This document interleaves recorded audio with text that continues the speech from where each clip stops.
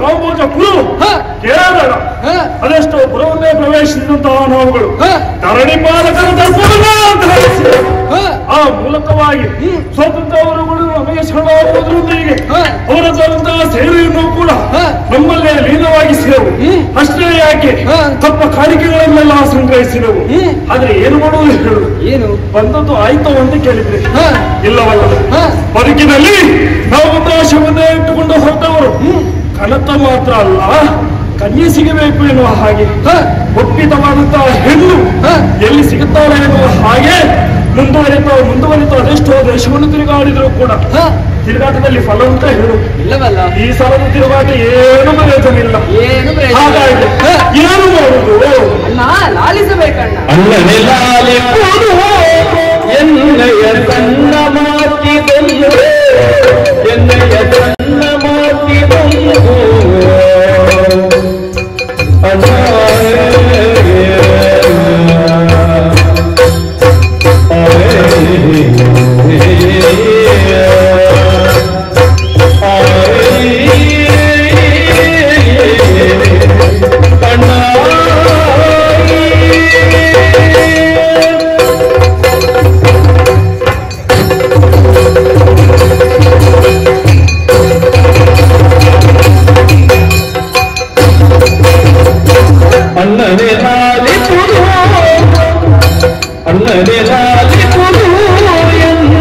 ಸಣ್ಣ ಮಾತಿದೆಲ್ಲ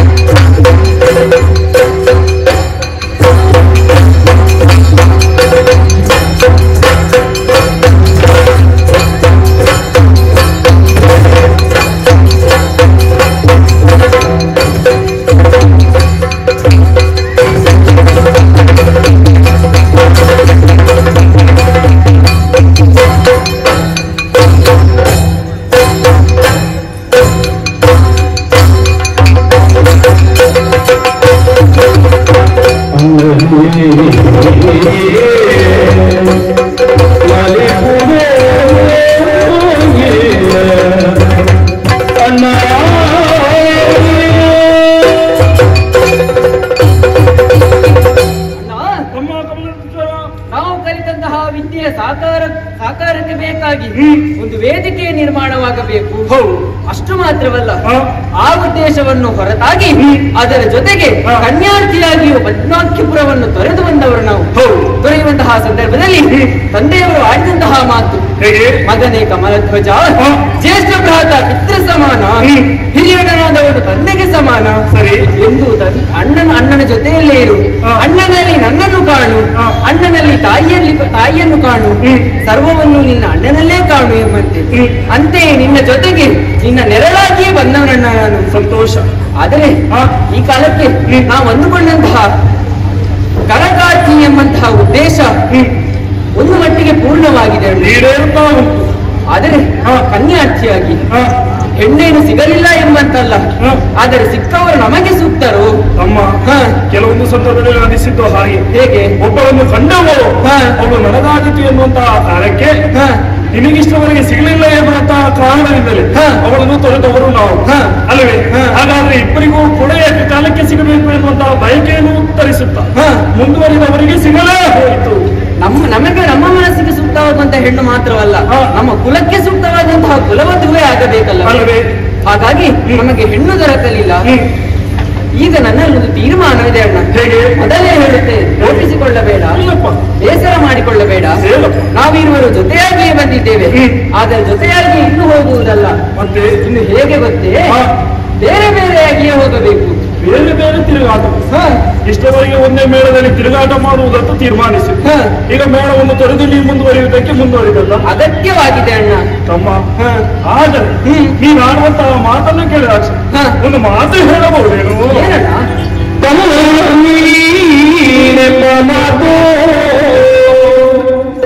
ಮನಸ್ಸಿನೋಳು ಒಮ್ಮೆಗೆ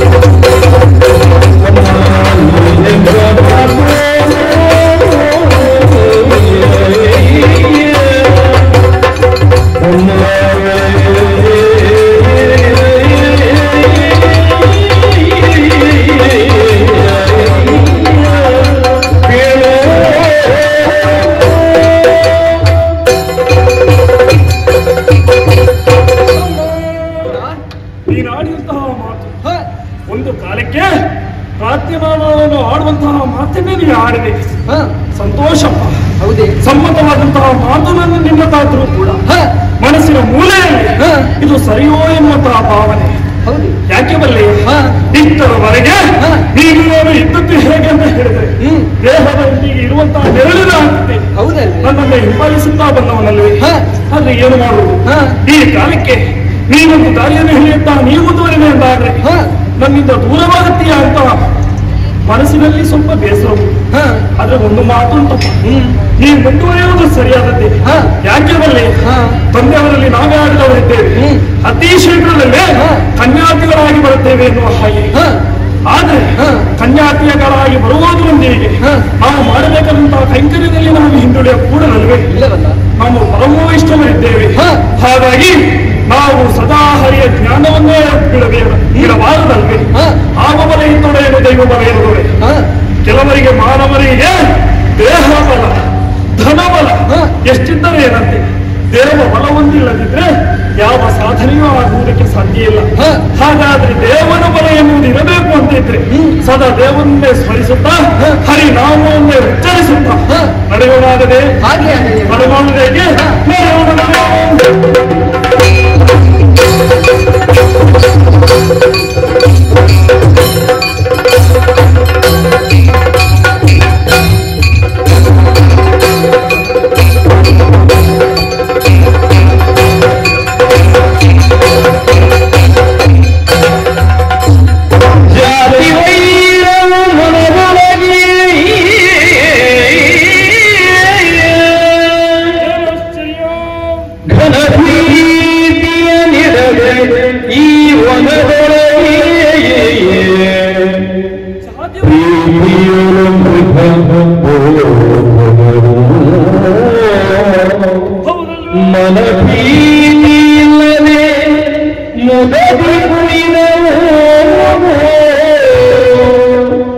ಜಾತಿ ವೈರ ಮನದೊಳಗೆ ಇಲ್ಲವೇ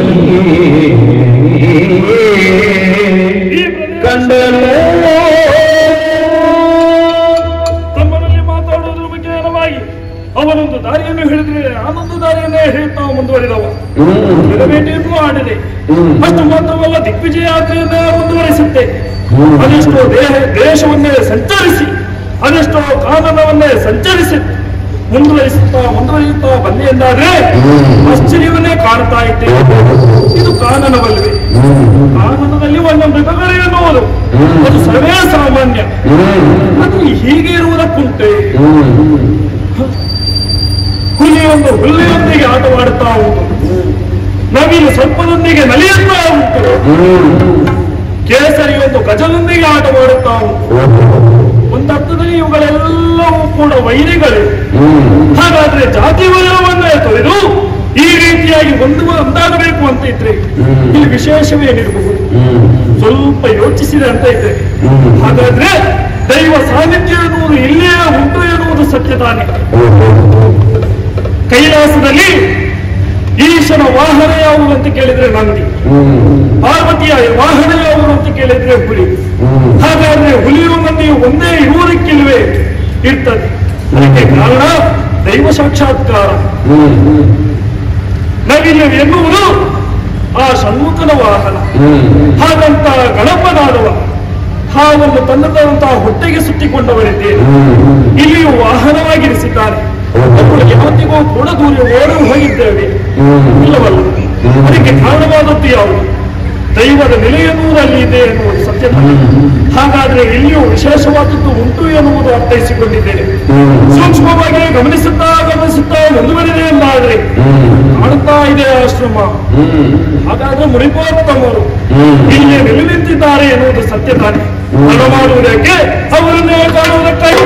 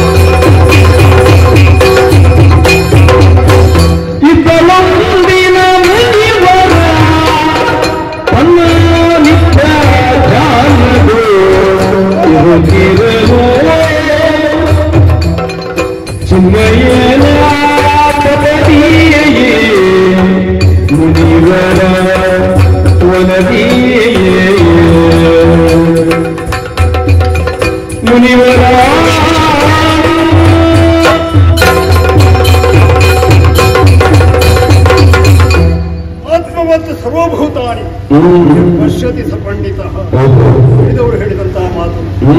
ತನ್ನಲ್ಲಿರುವಂತಹ ಆತ್ಮವೇ ತನ್ನಲ್ಲಿರುವಂತಹ ಆತ್ಮವು ಸಮಾನವಾದಂತಹ ರೀತಿಯಲ್ಲಿ ಇರುವಂತದ್ದು ಇರುವಂತಹ ಸತ್ಯವನ್ನು ತಿಳಿದಾಗ ಮಾತ್ರ ಜಗತ್ತಿನಲ್ಲಿ ಶಾಂತಿ ನೆಲೆಸುವುದಕ್ಕೆ ಸಾಧ್ಯ ಉಂಟಂತೆ. ಆತ್ಮ ಬೇರೆಯಲ್ಲ, ಪರಮಾತ್ಮ ಬೇರೆಯಲ್ಲ ಅನ್ನುವಂತಹ ತತ್ವವನ್ನು ತಿಳಿಯುವವರು ಅದೆಷ್ಟು ಮಂದಿ ಇದ್ದಾರೆ. ಆತ್ಮ ಆಚರಣೆಗೆ ತರುವವರ ಸಂಖ್ಯೆ ನೋಡಿದರೆ ಬಹಳಷ್ಟು ಕಡಿಮೆ. ಏಕ ಪರಾತ್ಮ ಬಹುದೇಹವರ್ತಿ ಇದು ಕಂಡುಕೊಂಡಂತಹ ಸತ್ಯ. ಶ್ರೀಮುನಿಗಳಂತಹ ನಾವೆಲ್ಲ ಕಂಡುಕೊಂಡಂತಹ ಸತ್ಯ. ಹಾಗಾಗಿಯೇ ನನ್ನ ಪರಿಸರವನ್ನು ಕಾಣುವಾಗ ಎಲ್ಲರೂ ಬೆರಳೆತ್ತಿ ಮೂಗಿನ ಮೇಲೆ ಬೆರಳಿಟ್ಟು ನೋಡುವಂತಹ ಪರಿಸ್ಥಿತಿ. ಯಾವತ್ತು ಹಗೆಗಳಾದಂತಹ ಯಾವತ್ತು ಪ್ರಾಣಿಗಳೆಲ್ಲವೂ ತಮ್ಮ ಹಗೆತನವನ್ನು ಮರೆತು ಮಾಡುವಂತಹ ಸ್ಥಿತಿ. ಸುತ್ತ ನೋಡುವಂತಹ ಮರಗಳಲ್ಲಿ ಯಾವತ್ತು ತಳಿರುಗಳು ರೋಗಿಸ್ತಾ ಇರ್ತವೆ. ಕಾಲದಲ್ಲಿ ಬೆಳೆಯಬೇಕಾದಂತಹ ಯಾವತ್ತು ವೃಕ್ಷದೆಲ್ಲವೂ ಯಾವಾಗಲೂ ಫಲವನ್ನು ನೀಡುವಂತಹ ಪರಿಸ್ಥಿತಿ. ನಾವು ಪರೋಪಕಾರವನ್ನು ಮಾಡುವವರು. ಅದೇ ರೀತಿಯಾಗಿ ಇಲ್ಲಿರುವಂತಹ ಎಲ್ಲವೂ ಸಹ ಪರೋಪಕಾರಕ್ಕೆ ಹೆಸರಾಗಿ ಹಾಗೆ ಈ ರೀತಿ ಪ್ರಮದಾದಿತ್ಯ ಎಂಬ ತಪಸ್ಸನ್ನು ಮಾಡುವುದು, ಧ್ಯಾನವನ್ನು ಮಾಡುವುದು, ಲೋಕ ಕಲ್ಯಾಣಾರ್ಥವಾಗಿ ಮಾಡುವಂತಹ ಯಾವತ್ತು ಕೃತ್ಯ. ಅದರಿಂದಾಗಿ ಹೀಗೆಲ್ಲ ಸುಭಿಕ್ಷೆಯಲ್ಲಿ ನೆಲೆಸಿದೆ ಆಯ್ತಲ್ಲ. ಧ್ಯಾನಕ್ಕೆ ಕುಳಿತುಕೊಳ್ಬೇಕಲ್ಲ, ಧ್ಯಾನಕ್ಕೆ ಕುಳಿತ ಬಳಿಕ ಹೋದದ್ದೇ ಗೊತ್ತಾಗುವುದಿಲ್ಲ. ಎಷ್ಟು ದಿನಗಳು ಎಷ್ಟು ಮಾಸಗಳು ಪಕ್ಷಗಳು ತಿಳಿಯದಂತಹ ಸ್ಥಿತಿಯ ಧ್ಯಾನಕ್ಕೆ ನಾನು ಇಳಿತೇನೆಂತಾದರೆ ಆತ್ಮನನ್ನು ಪರಮಾತ್ಮನಲ್ಲಿ ಲೀನಗೊಳಿಸಿ ಲೋಕ ಸಮಸ್ತ ಸುಖಿನೋಭವಂತು ಎನ್ನುವಂತಹ ಧ್ಯೇಯವನ್ನು ತಿಳಿಸಿಕೊಂಡಿರುವುದರಲ್ಲಿ ಕಾರಣ ಹಾಗಾಗಿ ಲೋಕದ ಉದ್ಧಾರಕ್ಕೋಸ್ಕರವಾಗಿ ಪರಮಾತ್ಮನ ಜೊತೆಯಲ್ಲಿ ಅನುಸಂಧಾನವನ್ನು ಮಾಡಿ ಆತ್ಮವನ್ನು ಆತನಲ್ಲಿ ಲೀನಗೊಳಿಸುವಂತೆ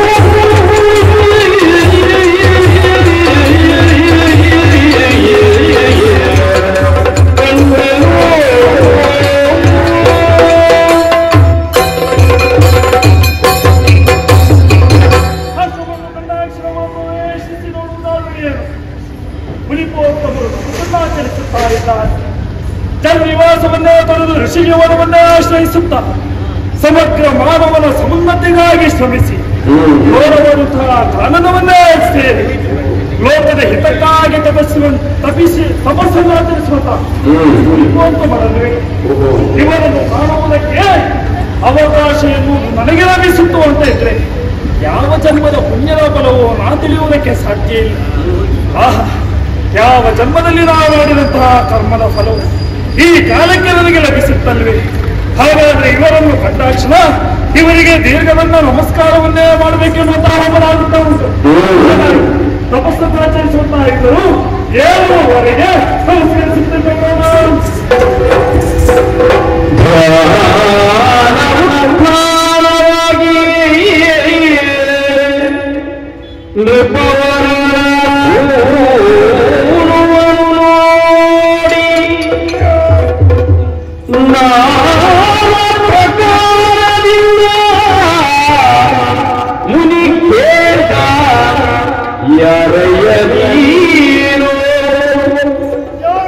ಕಾರಣ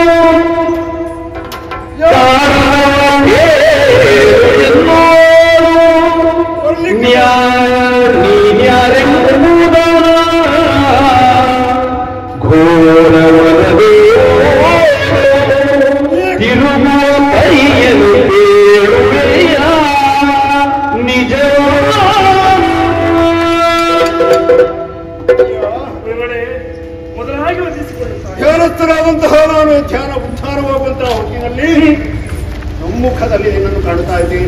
ದೀರ್ಘದಂಡ ಪ್ರಣಾಮವನ್ನು ಮಾಡುವಂತಹ ನಿನ್ನನ್ನು ಕಂಡಾಗ ಅವರಿಗೆ ಆಶ್ಚರ್ಯವಾದ ಈ ಬರುವುದಕ್ಕೆ ಕಾರಣ ಏನೆನ್ನುವ ಹಾಗೆ ನಾನು ನೋಡ್ತಾ ಇರಬೇಕಿದ್ರೆ ಕ್ಷತ್ರಿಯ ಕುಮಾರನಾಗಿ ಕಾಣ್ತಾ ಇದ್ದೀನಿ. ಕ್ಷತ್ರಿಯರೇನು ಕಾಡಿಗೆ ಬರುವಂತಹದ್ದೇನು ವಿಶೇಷ ಯಾಕೆ? ಒಂದು ಕಾರಣ ಏನು ಅಂತ ಹೇಳಿದ್ರೆ ವಾನಪ್ರಸ್ಥವನ್ನು ಆಚರಿಸುವುದಕ್ಕೋಸ್ಕರವಾಗಿ ಕಾಡಿಗೆ ಬರ್ತಾರೆ. ಒಬ್ಬ ಮಾನವನ ಆಯುಷ್ಯ ಎನ್ನುವಂಥದ್ದು 2 ಸಂವತ್ಸರ ಚಕ್ರಗಳಷ್ಟು ಅಂತ ತಿಳಿದವರು ಹೇಳಿದರು. 120 ವರ್ಷಗಳಲ್ಲಿ 60 ಸಂವತ್ಸರಗಳು ಕಳೆದ ಬಳಿಕ ವಾನಪ್ರಸ್ಥಕ್ಕೆ ಹೋಗುವಂತಹದ್ದು ರಾಜನಾದವರಿಗೆ ಕರ್ತವ್ಯ. ಇದು ಮನುಸ್ಮೃತಿಯಲ್ಲಿ ಹೇಳಲ್ಪಟ್ಟಂತಹ ಮಾತು ನಿಜ. ಹಾಗೆ ಅಂತ ನೀನು ಅದಕ್ಕೋಸ್ಕರ ಬಂದಿದ್ದೀಯ ಅಂತ ನೋಡಿದೆ. ರಾಜನಿಗೆ ಅಷ್ಟಾಗಿ ಅಲ್ಲ. ಇನ್ನೊಂದು ಕಾರಣ ಏನು? ಕ್ಷತ್ರಿಯರು ಕಾಡಿಗೆ ಬರಬೇಕಿದೆ. ಒಂದು ವ್ಯಸನ, ಅದು ಸತ್ಯ ವ್ಯಸನಗಳು ಅಂತ ಹೇಳಲ್ಪಟ್ಟಿವೆ. ಅದರಲ್ಲಿ ಒಂದಾದಂತಹ ಒಂದು ಮೃಗ ಬೇಟೆಯಾಡುವಂತಹ ವ್ಯಸನ. ಆ ವ್ಯಸನವನ್ನು ಪೂರೈಸುವುದಕ್ಕೋಸ್ಕರವಾಗಿ ನೀನು ಕಾಡಿಗೆ ಬಂದಿದ್ರೆ ನೋಡುವಾಗ ಒಟ್ಟಿಗೆ ಯಾರೂ ಇಲ್ಲ, ಒಬ್ಬನೇ ಬರುವಂತಹ ಕ್ರಮ ಏನಿಲ್ಲ. ಹಾಗಿದ್ರೆ ಜೊತೆಯಲ್ಲಿ ಜನ ಇಲ್ಲ ಅಂತ ಆದ್ರೆ ನೀನು ಒಬ್ಬಂಟಿನಾಗಿ ಬಂದಿದ್ದೆ ಅಂತ ಆದ್ರೆ ಅಪೂರ್ವ ಇರುವಂತಹದ್ದೇ ಸತ್ಯ. ಹಾಗಿದ್ರೆ ಯಾಕೆ ಆಶ್ಚರ್ಯ ಆಗುವುದು? ಅದಕ್ಕೋಸ್ಕರವಾಗಿ ನೀನು ಯಾಕಾಗಿ ಇಲ್ಲಿಗೆ ಬಂದೆ? ನೀನು ಇಲ್ಲಿಗೆ ಬರಬೇಕಿದ್ರೆ ಕಾರಣ ಏನು ಅಂತ ನನಗೆ ಗೊತ್ತಿಲ್ಲ. ನಿನ್ನನ್ನು ಹಿಂದೆ ನಾನು ಕಂಡದ್ದಿಲ್ಲ. ನಿನ್ನ ತಂದೆ ಯಾರು? ನಿನ್ನ ತಂದೆ ಯಾಕಾಗಿ ಇಲ್ಲಿಗೆ ಬಂದೆ? ನನ್ನ ಮುಂದೆ ಹೇಳ್ತೀಯ ಈಗ? ಗುರುಗಳೇ, ನನ್ನ ಪರಿಚಯವನ್ನೇ ಈಗ ಕೇಳ್ತಾ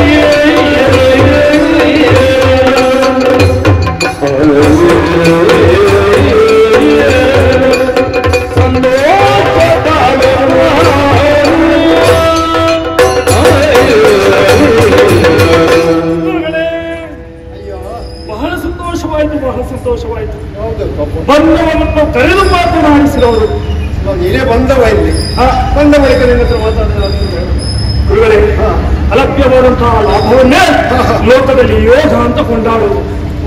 ಅಂತಹ ಯೋಗ ನಮ್ಮ ಪಾಲಿಗೆ ಎಂದು ಬಂದಿದ್ದೋ ಗೊತ್ತಿಲ್ಲ, ದೇವರು ಕರುಣಿಸಿದರೋ ಗೊತ್ತಿಲ್ಲ. ಹೇಗೆ ನಿಮ್ಮನ್ನು ಕಾಣುವಂತಹ ಯೋಗ ಭಾಗ್ಯ, ಕಾಣುವಂತಹ ಯೋಗ ಸಿಕ್ಕಿತ್ತು ನಿನಗೆ? ಹೌದು, ಸಂತೋಷ ಗುರುಗಳೇ.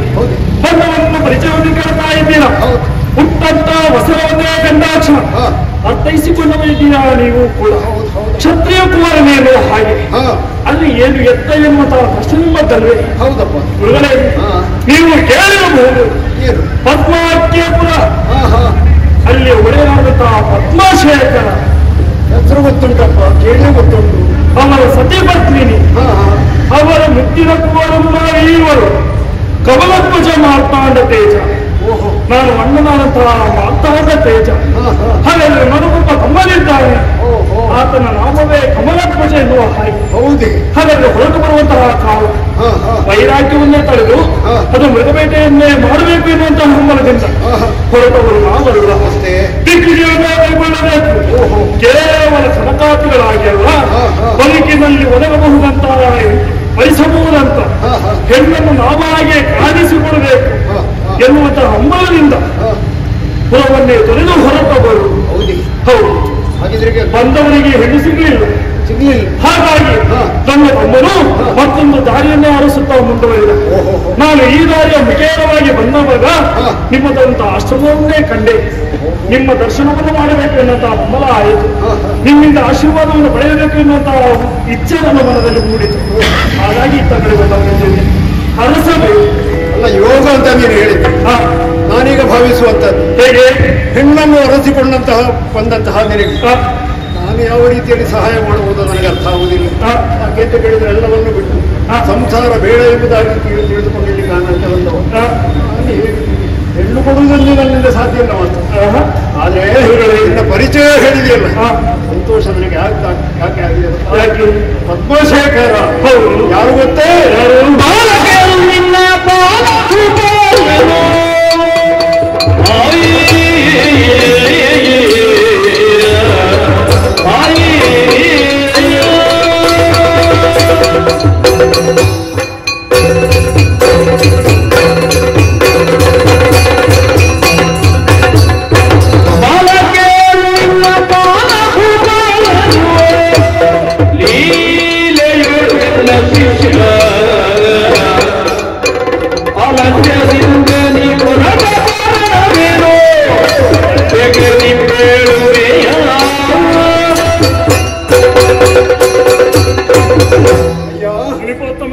ಸಂತೋಷ ಆದ್ಯತೆ ಗೊತ್ತಿಲ್ಲ. ಕಾರಣ ನಿನ್ನ ಪರಿಚಯ ಹೇಳಿದ್ರಿಂದ ಸಂತೋಷ ಆದ.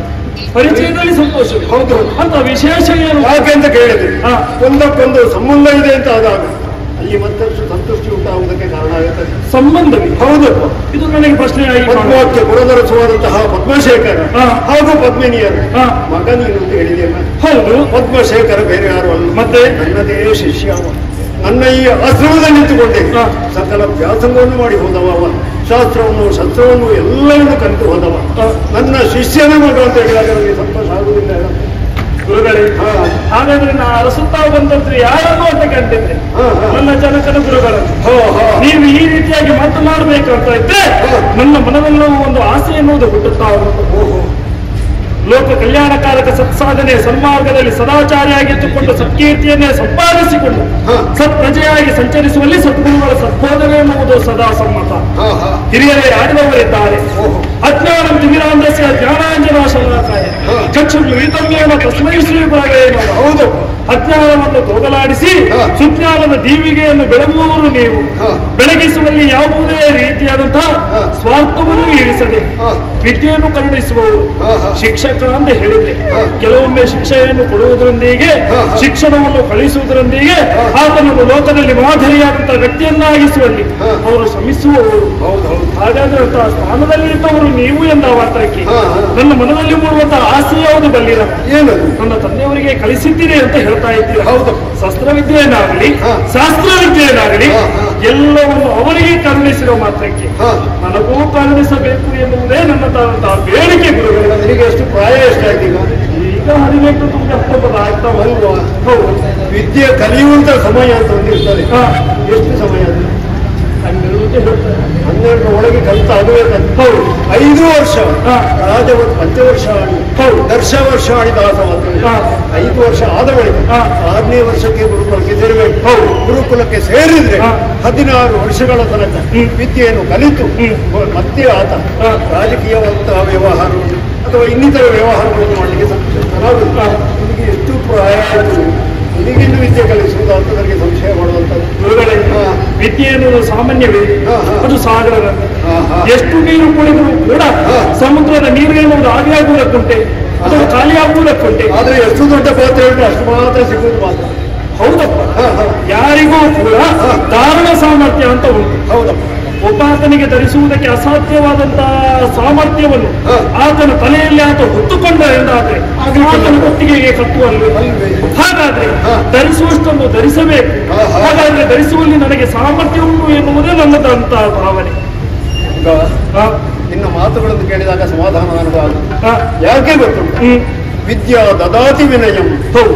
ತಿಳಿದವರು ಹೇಳಿದಂತಹ ಮಾತು ಸತ್ಯ. ಯಾರಲ್ಲಿ ವಿದ್ಯೆ ಉಂಟು ಅವನನ್ನು ಗುರುತಿಸುವುದಕ್ಕೆ ಎಷ್ಟು ಕಷ್ಟವೇ ಇಲ್ಲ. ಅವನಲ್ಲಿ ವಿನಯ ಉಂಟು, ಹಾಗಿದ್ರೆ ಅವನು ವಿದ್ಯಾವಂತ ಎನ್ನುವಂಥದ್ದೇ ಸತ್ಯ. ವಿದ್ಯಾವಿಹೀನ ಪಶು ಸಮಾನ. ವಿದ್ಯಾವಿಹೀನ ಪಶುಭಿ ಸಮಾನ, ಅದಕ್ಕಿಂತ ಕಡೆ ಅಂತ ಹೇಳುವುದು. ಹಾಗಿದ್ರೆ ಇಟ್ಟು ಎನ್ನುವುದಕ್ಕೆ ನೀನು ನಡೆದುಕೊಳ್ಳುವಂತಹ ರೀತಿಯ ಕಾರಣವಾಗಿ ಗುರುಗಳೇ ನಿನಗೆ ಆಗಲಿಕ್ಕಿಲ್ಲ ಅಂತ ಹೇಳಿದ್ರು ನೀನು ಕೇಳುವುದಿಲ್ಲ. ನಿನಗೆ ಬೇಕು ಬೇಕು ಎನ್ನುವಂತಹ ಇವತ್ತು ಉತ್ಕಟವಾದಂತಹ ಆಕಾಂಕ್ಷೆ ಮನಸ್ಸಲ್ಲಿ ಉಂಟು ಅಂತಾದರೆ ಕಲಿಸಿಕೊಳ್ಳುವುದಕ್ಕೆ ನಾವೇನು ಯಾವತ್ತಿಗೂ ಕೂಡ ಅದು ಹೆಚ್ಚಾಯಿತು ಅನ್ನುವುದೇ ಇಲ್ಲ. ಪರಿಪೂರ್ಣತೆ ಎನ್ನುವಂಥದ್ದನ್ನು ಸಿದ್ಧಿಸಿಕೊಳ್ಳುವುದಕ್ಕೆ ಯಾರಿಂದಲೂ ಸಾಧ್ಯ ಇಲ್ಲ ಅಲ್ವೇ? ಅಲ್ವಾ? ಹಾಗಿದ್ರೆ ನಿನಗೆ ಇನ್ನೂ ಎಷ್ಟು ಬೇಕು ಅಷ್ಟನ್ನು ಕಲಿಸುವುದಕ್ಕೆ ಹಾಕ್ತೇನೆ. ಕೆಲವೊಂದು ಸಂದರ್ಭದಲ್ಲಿ ಹಾಗೆ ಏನು ಕೆಲವೊಂದನ್ನು ದೊಡ್ಡವರಿಂದಲೂ ಕಲಿಯುವಂತಹ ಪ್ರಸಂಗ ಬರ್ತದೆ. ಕೆಲವೊಂದರು ಸಣ್ಣ ಮಕ್ಕಳಿಂದಲೂ ಕಲಿಯುವಂತಹ ಬರುತ್ತದೆ. ನೋಡಿ ಕಲಿಯಬೇಕು ಅಲ್ವೇ? ಹೇಳಿಯೂ ತಿಳ್ಕೊಳ್ಬೇಕು. ತಂದೆ ಆದವರು ಮಕ್ಕಳಿಂದ ಕಲಿಯುವುದಿಲ್ವೇ? ಹಾಗೆ ಹೌದು, ಈಗ ನಿಮಗೆ ಕಲಿಸಬೇಕು. ಬ್ರಾಹ್ಮಣಾನಾಂ ಶಿವೋ ದೇವ ಅಂತ ಹೇಳಿದ್ರು. ನಾವು ಈಶ್ವರನ ಭಕ್ತರು. ಹಾಗೆಂತ ನೀವು ಯಾರು? ಕ್ಷತ್ರಿಯರು, ಬಾಹುಜರು ಅಂತ ಹೇಳಿಕೊಂಡು ಕೊಟ್ಟಿದ್ದೀರಿ ನೀವು. ವಿಷ್ಣುವು ಯಾವ ತನ್ನದಾದಂತಹ ಯಾವತ್ತು ವಿರಾಟ್ರೂಪವನ್ನು ತೋರಿಸಿದಾಗ ಅವನ ಬಾಹುಗಳಿಂದ ಜನಿಸಿದವರಂದ್ರೆ ನೀವು. ಹಾಗಾಗಿ ನಿಮ್ಮನ್ನು ಬಾಹುಜರು ಅಂತ ಹೇಳುದು. ನೀವು ಪೂಜಿಸುವುದು ಯಾರನ್ನು? ವಿಷ್ಣುವನ್ನು ಪೂಜಿಸುವಂತದ್ದು ನೀವು. ಕ್ಷತ್ರಿಯರು ಅಂತ ಮಾಧವ. ಹಾಗಾಗಿ ನಿನಗೆ ಕಲಿಸಬೇಕಿದ್ರು ನಾನು ಆ ವಿಷ್ಣುವಿನ ಮಂತ್ರವನ್ನು ನಿನಗೆ ಕಲಿಸಬೇಕು. ವಿಷ್ಣುವಿನ ಮಂತ್ರ ಸಾಮಾನ್ಯವಾದಂತಹ ಮಂತ್ರಗಳನ್ನು ವಿಶೇಷವಾದಂತಹ ದ್ವಾದಶಾಕ್ಷರಿ ಎನ್ನುವಂತಹ ಮಂತ್ರ ಯಾವುದು ಗೊತ್ತಿಲ್ಲ. ಓಂ ನಮೋ ಭಗವತೆ ವಾಸುದೇವಾಯ. ಹೌದು, ಇದು ನಿನಗೆ ಕೇಳಿಕೆ ಮಾತ್ರ, ದೀಕ್ಷೆಯಲ್ಲ ಇದೆ. ನಿನಗೆ ದೀಕ್ಷಾಬದ್ಧವಾಗಿ ಈ ಮಂತ್ರವನ್ನು ನಿನಗೆ ತಿಳಿಸಿಕೊಡ್ಲಿಕ್ಕಿದೆ. ನಾನು ಈ ದ್ವಾದಶಾಕ್ಷರಿಯ ಮಂತ್ರವನ್ನು ನೀನು ಜಪಿಸ್ತಾ ಇದ್ದಿ ಅಂತ ಆದರೆ ಯಾವುದೇ ಕಷ್ಟಗಳು ನಿನಗೆ ಬರುವುದಿಲ್ಲ. ಯಾವುದೇ ನಿನ್ನ ಮನಸ್ಸಲ್ಲಿರುವಂತಹ ಆಕಾಂಕ್ಷೆಗಳುಂಟು ಅದೆಲ್ಲವೂ ಈಡೇರಿಸಲ್ಪಡ್ತವೆ.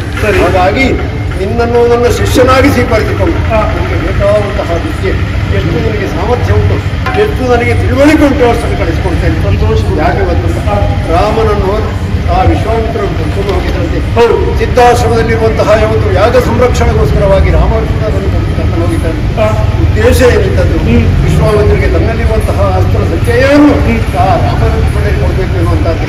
ಹಾಗಾಗಿ ರಾಮನಿಗೆ ಅತಿಬಲ ಬಲ ಎನ್ನುವಂತಹ ಯಾವತ್ತು ಮಂತ್ರವಿದ್ಯೆಯನ್ನು ಕಲಿಸಿಕೊಟ್ಟರಂತೆ. ಹೌದು, ಆ ಮಂತ್ರವಿದ್ಯೆಯನ್ನು ಮತ್ತೆ ರಾಮ ತಮ್ಮನ ಲಕ್ಷ್ಮಣನಿಗೆ ಕಳಿಸಿದ್ದು ನಿಜ. ಆ ವಿದ್ಯೆಯನ್ನು ಕಲಿಸಿದ್ದರಿಂದಲೇ ಹಸಿವೆ ಆಗಲಿ, ಬಾಯಾರಿಕೆ ಆಗಲಿ, ನಿದ್ರೆ ಆಗಲಿ ರಾಮ ಲಕ್ಷ್ಮಣರಿಗೆ ಇರಲಿಲ್ಲ. ಅದರಿಂದಲೇ ತಾನೇ ಇಂದ್ರಾರಿಯ 14 ವರ್ಷ ಯಾರು ನಿದ್ರೆಯನ್ನು ಬಿಟ್ಟಿರ್ತಾನೋ, ಯಾರು ಆಹಾರವನ್ನು ತ್ಯಜಿಸಿರ್ತಾನೋ ಅವನಿಗಂತಲೇ ಮರಣ ಎನ್ನುವಂತಹ ವರ ಹೌದು ಇಂದ್ರಜಿತ್ವನ್ನು ಕೊಲ್ಲಿಕ್ಕೆ ಸಾಧ್ಯವಾದ ವಿಶ್ವಾಮಿತ್ರರು ಕೊಟ್ಟಂತಹ ಯಾವತ್ತ ಮಂತ್ರದ ಬಲದಿಂದಾಗಿ. ಹಾಗಾಗಿ ಅಷ್ಟ ಅಲ್ಲದಿದ್ರು ನಿನಗೆ ಎಷ್ಟು ಬೇಕು ಅಷ್ಟನ್ನು ನಾನು ಕೊಡ್ತೇನೆ.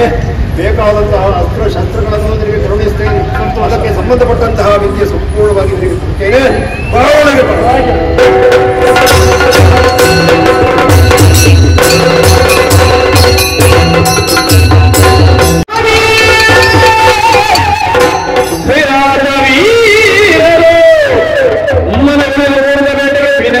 ಕ್ಷಣದಿ ಬಂದರೆ